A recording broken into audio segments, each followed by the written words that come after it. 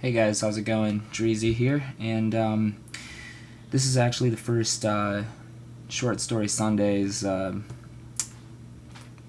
selection. I thought it'd be kind of cool that even though there's kind of a main novel I'm trying to get through, like, roughly once a week or so, it'd also be neat to have a short story to read every Sunday as well. You're kind of like winding down or what have you and trying to relax for the oncoming week, and it'd be cool, especially for someone that isn't really vibing with like the main novel or story. Something easy, one and done, one video. So that's kind of the basis behind this whole idea. Anyway, the first one I thought would be cool is Hills Like White Elephants by Hemingway, because I remember reading this a while back and it kind of hit me in like a way, but recently I checked it out again and it resonated like so much more. And it's very short, extremely short story, so I thought it'd be a decent first one to at least try this idea out with, and hope you like it. So I tried to scan the pages on here, but I think my printer's running out of ink right now, so there are some lines that I kind of had to go over with like a Sharpie again, so sorry if it looks a little weird, but here we go. Hills Like White Elephants by Ernest Hemingway. The hills across the valley of the Ebro were long and white. On this side there was no shade and no trees, and the station was between two lines of rails in the sun. Close against the side of the station there was the warm shadow of the building, and a curtain, made of strings of bamboo beads, hung across the open door into the bar to keep out flies. The American and the girl with him sat at a table in the shade, outside the building. It was very hot, and the express from Barcelona would come in 40 minutes. It stopped at this junction for 2 minutes and went to Madrid. "What should we drink?" the girl asked. She had taken off her hat and put it on the table. "It's pretty hot," the man said. "Let's drink beer." "Dos cervezas," the man said into the curtain. "Big ones?" a woman asked from the doorway. "Yes, 2 big ones." The woman brought 2 glasses of beer and 2 felt pads. She put the felt pads and the beer glass on the table and looked at the man and the girl. The girl was looking off at the line of hills. They were white in the sun, and the country was brown and dry. "They look like white elephants," she said. "I've never seen one." The man drank his beer. "No, you wouldn't have." "I might have," the man said. "Just because you say I wouldn't have doesn't prove anything." The girl looked at the bead curtain. "They painted something on it," she said. "What does it say?" "Anís del Toro. It's a drink." "Could we try it?" The man called, "Listen," through the curtain. The woman came out from the bar. "4 reales. We want 2 Anís del Toro." "With water?" "Do you want it with water?" "I don't know," the girl said. "Is it good with water?" "It's all right." "You want them with water?" asked the woman. "Yes, with water." "It tastes like licorice," the girl said, and put the glass down. "That's the way with everything." "Yes," said the girl. "Everything tastes like licorice, especially all the things you've waited so long for, like absinthe." "Oh, cut it out." "You started it," the girl said. "I was being amused. I was having a fine time." "Well, let's try and have a fine time." "All right, I was trying. I said the mountains looked like white elephants. Wasn't that bright?" "That was bright." "I wanted to try this new drink. That's all we do, isn't it? Look at things and try new drinks?" "I guess so." The girl looked across at the hills. "They're lovely hills," she said. "They don't really look like white elephants. I just meant the coloring of their skin through the trees." "Should we have another drink?" "All right." The warm wind blew the bead curtain against the table. "The beer's nice and cool," the man said. "It's lovely," the girl said. "It's really an awfully simple operation, Jig," the man said. "It's not really an operation at all." The girl looked at the ground the table legs rested on. "I know you wouldn't mind it, Jig. It's really not anything. It's just to let the air in." The girl did not say anything. "I'll go with you, and I'll stay with you all the time. They just let the air in, and then it's all perfectly natural." "Then what will we do afterwards?" "We'll be fine afterwards, just like we were before." "What makes you think so?" "That's the only thing that bothers us. It's the only thing that's made us unhappy." The girl looked at the bead curtain, put her hand out, and took hold of 2 of the strings of beads. "And you think then we'll be all right and be happy?" "I know we will. You don't have to be afraid. I've known lots of people that have done it." "So have I," said the girl, and afterwards they were all so happy. "Well," the man said, "if you don't want to, you don't have to. I wouldn't have you do it if you didn't want to. But I know it's perfectly simple. And you really want to? I think it's the best thing to do. But I don't want you to do it if you don't really want to. And if I do it, you'll be happy, and things will be like they were, and you'll love me. I love you now. You know I love you." "I know, but if I do it, then it will be nice again if I say things are like white elephants, and you'll like it?" "I'll love it. I love it now, but I just can't think about it. You know how I get when I worry." "If I do it, you won't ever worry?" "I won't worry about that because it's perfectly simple." "Then I'll do it. Because I don't care about me." "What do you mean?" "I don't care about me." "Well, I care about you." "Oh, yes, but I don't care about me. And I'll do it, and then everything will be fine." "I don't want you to do it if you feel that way." The girl stood up and walked to the end of the station. Across on the other side were fields of grain and trees along the banks of the Ebro. Far away beyond the river were mountains. The shadow of a cloud moved across the field of grain, and she saw the river through the trees. "And we could have all this," she said. "And we could have everything, and every day we make it more impossible." "What did you say?" "I said we could have everything." "We can have everything." "No, we can't." "We can have the whole world." "No, we can't." "We can go anywhere." "No, we can't. It isn't ours anymore." "It's ours." "No, it isn't. And once they take it away, you never get it back." "But they haven't taken it away." "We'll wait and see." "Come on back in the shade," he said. "You mustn't feel that way." "I don't feel any way," the girl said. "I just know things." "I don't want you to do anything that you don't want to do." "Nor that isn't good for me," she said. "I know." "Could we have another beer?"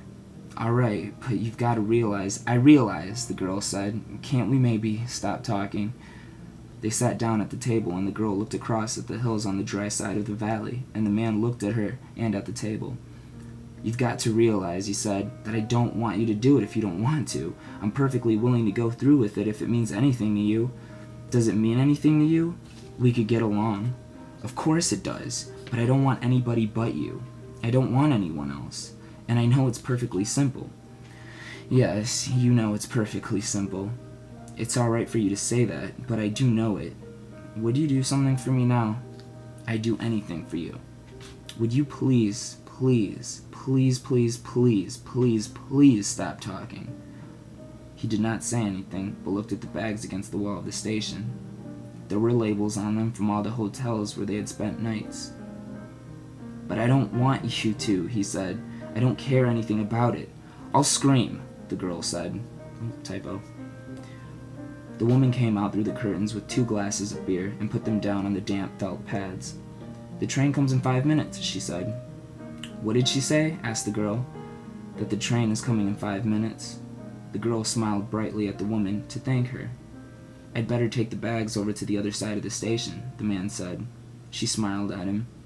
"All right, then come back and we'll finish the beer." He picked up the 2 heavy bags and carried them around the station to the other tracks. He looked up the tracks but could not see the train. Coming back, he walked through the bar room where people waiting for the train were drinking. He drank his anise at the bar and looked at the people. They were all waiting responsibly for the train. He went out through the bead curtain. She was sitting at the table and smiled at him. "Do you feel better?" he asked. "I feel fine," she said. "There's nothing wrong with me. I feel fine." Okay.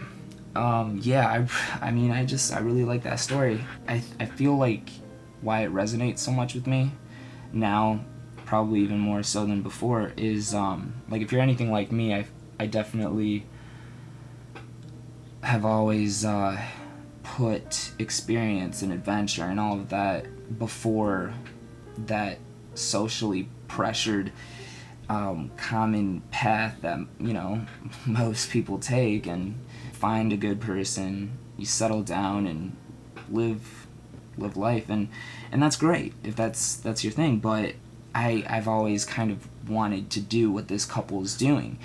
But why this story is just so amazing to me, not just because of the interaction, it just is so real. I feel like it rings real true right there. But it's because it kind of takes one step further. And it's like, okay, once you achieve that and have as much money as I feel like these two people do, where they can go anywhere they want, you know, at what point does that lifestyle get to be mundane? At what point does that lifestyle start, you know, making everything taste like licorice? And then you kind of do want that other half of the tracks, I guess is what it's symbolizing.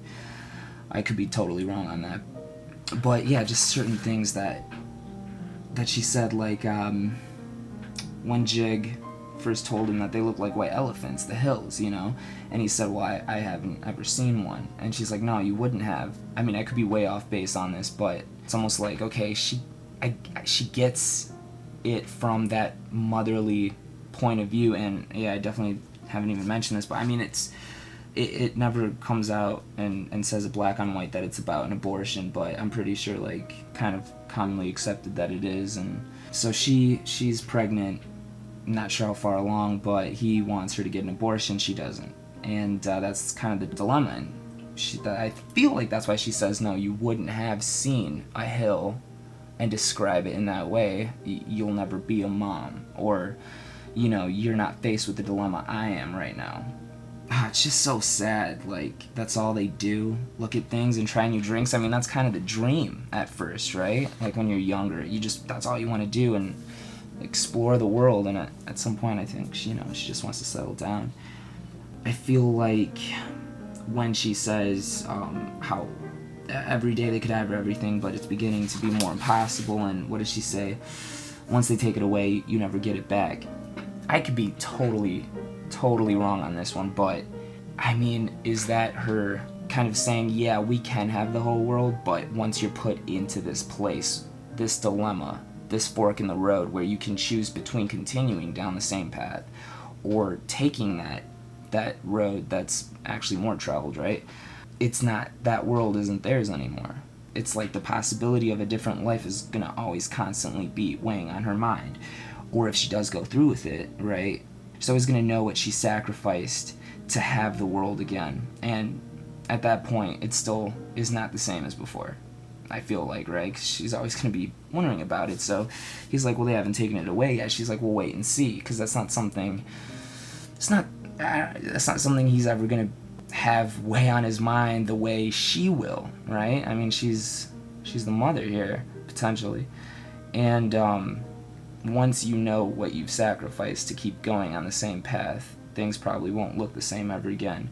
And if everything was tasting like licorice before, I mean, I can't imagine, right, what it tastes like after the fact. So I don't know, it was just it's beautiful in its own way. Definitely makes me think of taking that step further. Okay, like you've gone all over the world, you know, they're obviously in love, or they were at one point. Now things have become a little strained, especially with, you know, current situation, I'm sure. And he wants to keep going, she doesn't. You know, yeah, what happens when you get to that point where it's gotten to be mundane, traveling and exploring and experiencing everything, and you just want those moments of normalcy that you've, I don't know, run away from for so long. I don't know, I could totally be way off base. I mean, the abortion and the pregnancy is pretty agreed on universally, that's what the deal is, but everything else, I mean, I'm not sure. But either way, I thought it was beautiful and sad, depressing, but very real, you know what I mean? Just like totally real, where, you know, the guy's trying to convince the girl so much of something, and she's just got this understanding and knows it's kind of pointless to try to make him see her point of view, especially the part where she doesn't want to talk anymore. I mean, what couple cannot relate to that? And the guy's like, okay, but let me just get this one last thing out. And she's like, yeah, she will scream. Fellas, you know this. It is a fact. No, but anyway, yeah, I'm probably this video's gone on too long, but anyway, I guess with these short stories, I'm able to maybe talk about them a little more and what I thought about them. So it's kind of like a review and the story in one. But anyway, thanks for, if you've made it this far, thanks for listening. Hopefully you like it. Ernest Hemingway is, a man's man kind of deal, kind of writer, and I like it. I like his like straightforward style. It's not too like purple, not too flowery or anything, just straight up what it is. So, and even though it's like that, there's still this like elegance and softness to it. I don't know, whatever. All right, guys.